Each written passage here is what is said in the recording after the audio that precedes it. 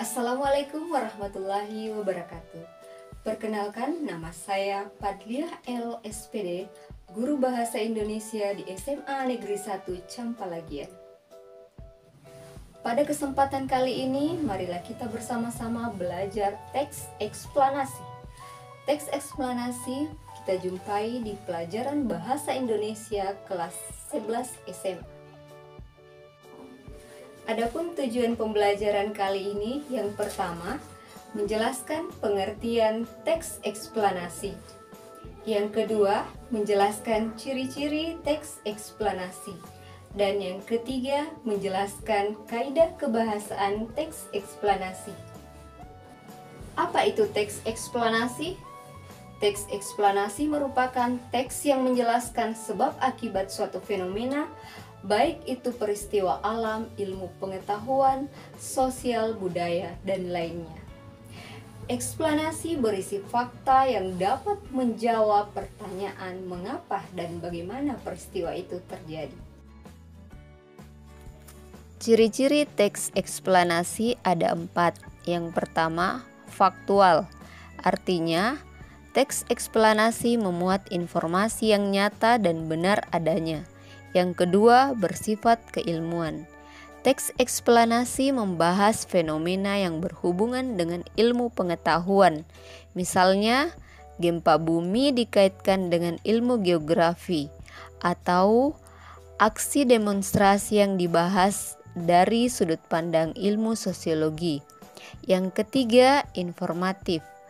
Teks eksplanasi bertujuan untuk memberikan informasi tanpa memengaruhi pembaca. Ingat ya, teks eksplanasi hanya menjelaskan proses terjadinya suatu kejadian, bukan untuk membujuk siapapun. Yang keempat, membahas hal-hal yang bersifat umum. Teks eksplanasi menjelaskan peristiwa yang sering kita jumpai dalam kehidupan sehari-hari. Kaidah kebahasaan teks eksplanasi. Yang pertama, konjungsi atau kata sambung.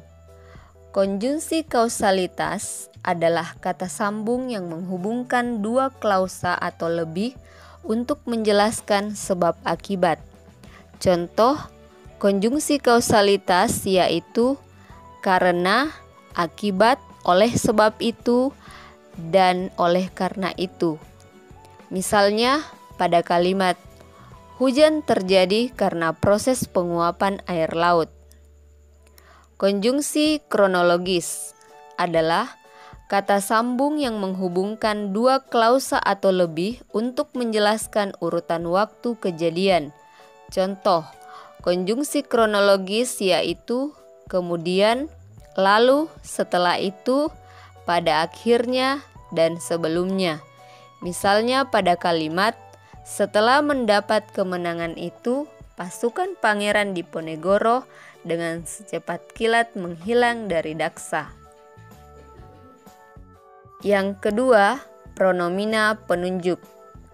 Pronomina penunjuk adalah kata yang digunakan untuk menggantikan penyebutan benda. Contoh, pronomina penunjuk yang biasa digunakan dalam teks eksplanasi antara lain ini, itu, dan tersebut. Misalnya, pada kalimat tawuran pelajar menjadi fenomena yang sering muncul di ibu kota.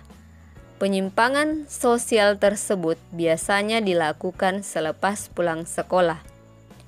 Kata tersebut digunakan untuk menjelaskan nomina di depannya, yaitu tawuran pelajar. Yang ketiga, kata pasif. Kata pasif diawali dengan imbuhan di atau ter. Contohnya pada kalimat para buruh yang tergabung dalam organisasi Ikatan Buruh Indonesia menyampaikan aspirasi mereka di depan Istana Presiden.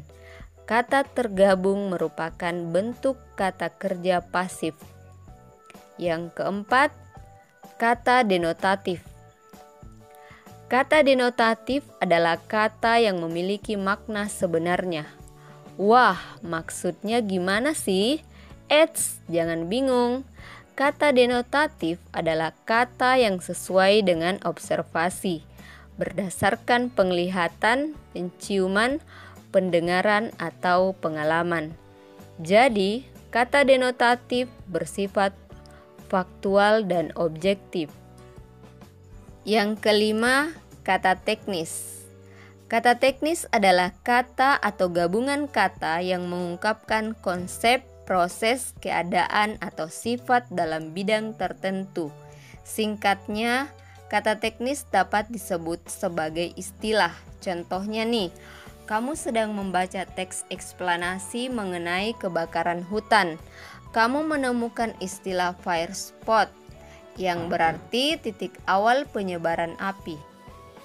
Sekian pelajaran hari ini tentang materi teks eksplanasi. Sampai jumpa pada materi pelajaran selanjutnya.